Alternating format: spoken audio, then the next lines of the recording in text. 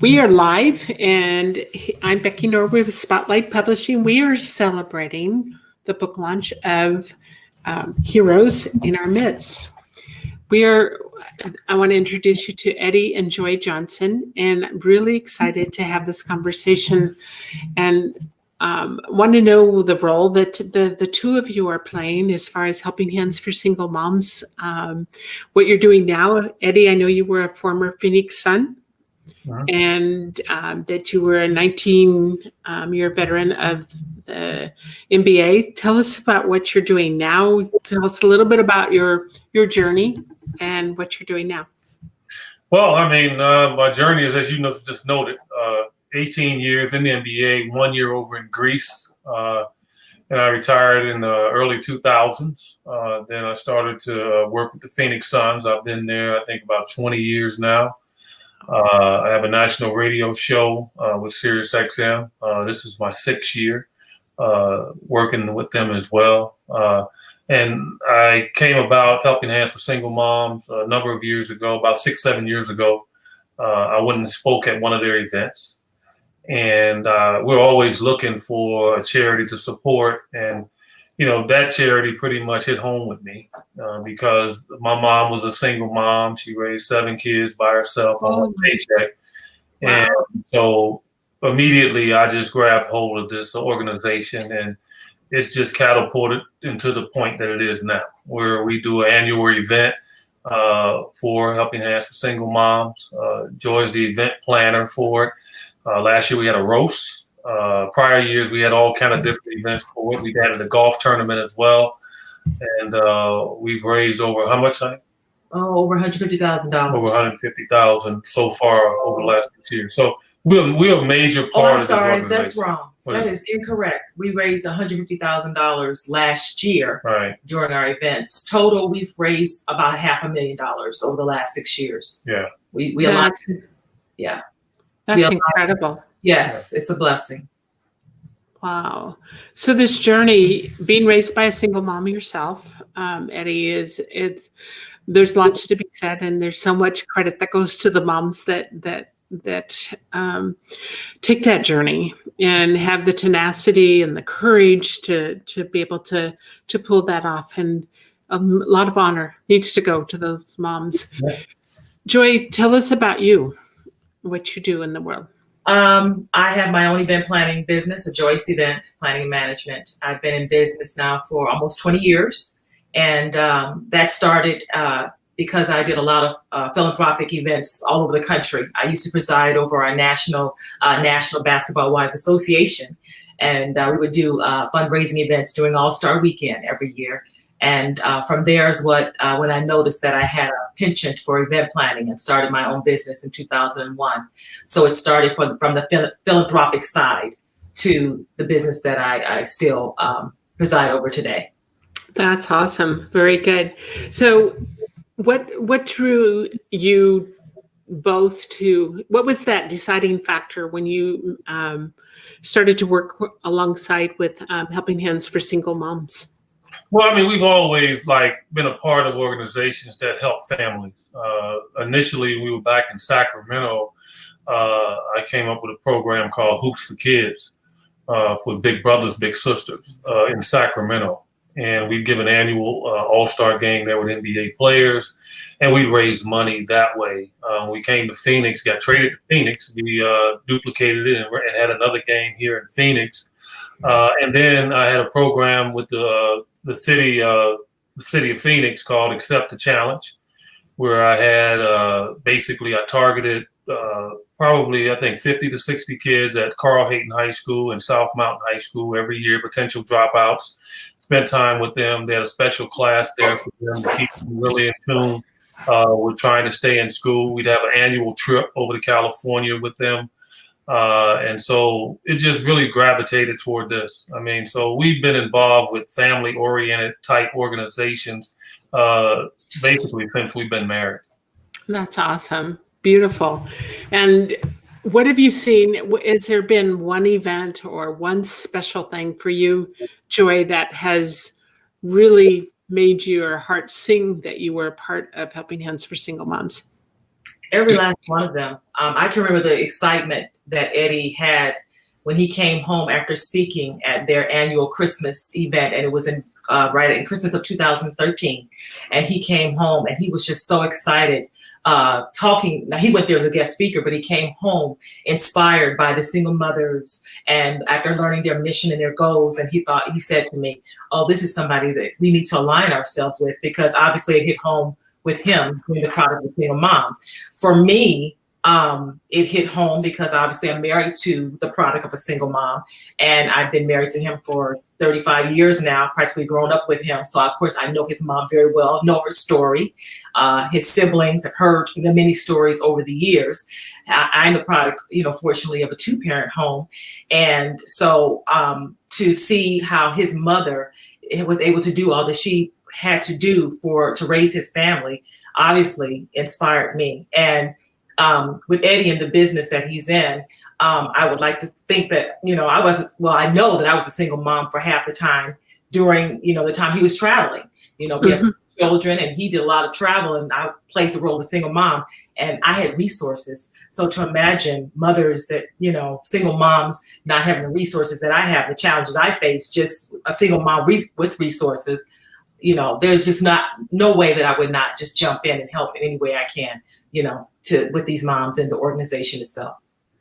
I think this organization is pretty outstanding in the sense of what they do for single moms, but what they do for the families, that it actually changes the trajectory for those children. Yeah. Because oftentimes it's just breaking the patterns of maybe generations. Sure. And now these young children that are coming up, and they start out such a big step ahead over what it would have been without that kind of help. And what a blessing. What an amazing blessing. Well, it breaks the cycle. It breaks the cycle does. that's really engulfed the inner cities, especially where you have babies having babies. And they have a difficult time navigating that lack of education, dropping out of school. And what in turn happens is then their babies start to have babies. And so it really helps break the chain and make the mom the hero in her home. That's the key. She's the one that they look up to, instead of looking up to an athlete like me. They're actually looking up to their mom. I had an experience. I knew a woman. She was 14 when she had her first child, and her first child was 14 when she had a child. That means she's a grandmother at 28. Yeah, unbelievable. And how do these children ever? I mean, you're a baby still. Yes. And how do you raise children? How do you get a start in life? There's so many strikes against you. And this was like every generation of this woman's family, and it just was so dumbfounding to me because, when you see what that does and the impact that it has by the next generation, I moved away from there. So I don't know whatever happened with that family. But at 14, how can you be equipped to be a mother? They think it's okay. They think it's okay. Their mom had a baby at 14, so it's okay if they did. Well, generational strongholds are real. And so they are. They are extremely real. And so I like to think that the work that Helping Hands with single moms, what they're doing, as Eddie said, and you stated, by creating that role model in the home, then it gives their children, obviously, somebody to look up to and aspire to be like. She's really, hopefully, changing the trajectory, as you said, and then, striking another mode for these kids to fall into. I've had so much fun today interviewing some of the moms. Not all of them could make it today. Yeah. And they're just amazing, and they're bubbly, and they're happy, they're productive, and they're giving back. Once they get through the program, they're not leaving it behind. They're coming back and giving too. And what a beautiful thing that has been to be able to witness and hear their stories, the odds that they had to face and what they were able to overcome, and the wonderful role that the leadership that they lead, not only for their children, but for other generations, generations to come. I think it speaks volumes too to the executive director and Chris Kaufman and Layla, his helpmate. It speaks volume to the work that they do, and to Chris's. Obviously, it was his vision that evoked all of this, and it's what it's come to, what it's evolved to, and these young women, obviously they realize the impact that it's had on their lives, and for them to turn around and give back and pay it forward. I'm amazed that you asked me earlier about any one event that I've attended that really, just inspired me. Every last one of them. And even the ones that I was not involved with, and obviously the ones that I have been, just to be in the presence of these women, it really, if I have a complaint, I shove it aside when I see it have gone through and how they have moved forward in spite of. It really is. It's impactful to my life as well. Right. Yes. And you realize, wow, I really don't have a thing to complain about. Exactly. And as you watch them, they were willing to do the work. This program is not for somebody that wants to just take. Right. This program is for those that are really willing to really get down and do the work. Oh, yeah. They gotta go to school. They've got to acquire their education. They're the ones having to study and work hard to acquire that diploma in the midst of, as well as raising their children, working. That's a lot. There are not enough hours in the day, but they manage to dig in and pull through, and it warms my heart. I think both of our hearts to be involved with the organization, to be aligned with the organization for these many years. We're going on 7 years now. It was 2014 when we really dug in and started participating, and here we are. It's 2020, and we're still forging ahead. Yeah, and they get short-term awards, and I think that's great what Chris has done. Not only do they obviously get a chance to get their degree, but along the way, they have babysitting services. They have their car fixed. There's a lot of different things that's going to come up in their life that we will help them navigate through. And so you'll get a lot of people that will just do things just to help them out. Like my son just donated his car to Helping Hands for Single Moms. So it's those type of things that people out there are helping with. Things laying around in their home, instead of just throwing it in a bin somewhere, call Helping Hands for Single Moms. You have moms out there that needs maybe good outfits if you have them. Maybe they need a car. Instead of you just selling it for a few pennies, why not donate it to single moms to allow them to have a chance to be able to drive to school and even drive to work when they can. Well, I've seen, this whole day. I started at 9 this morning with interviews. Wow. And we've had the mechanics that make sure that these girls keep their cars are running. We've had people that have been on the board. We've had the moms. We've had the people, the one that wrote the Bible study portion of the book. We've had Chris. It's just been a truly amazing and so touching to my heart to see just how many hands and many hearts come together and what can be accomplished. And it also is a true testament to the goodness in this world. Yeah. Yes. Yeah. We need more of that in these days. We certainly do. Yeah. Well, we're really honored. We live in very strange times, with COVID and all the other stuff that's going on. And yet and still, there are so many that are rising up and saying, together we can make good. We can do the right thing. People are still contributing, still giving. Mm-hmm. And that's a beautiful thing in spite of all that's going on. Yes. Very good. Well, I certainly appreciate the two of you and what you're doing to make a difference and supporting and making all of this happen.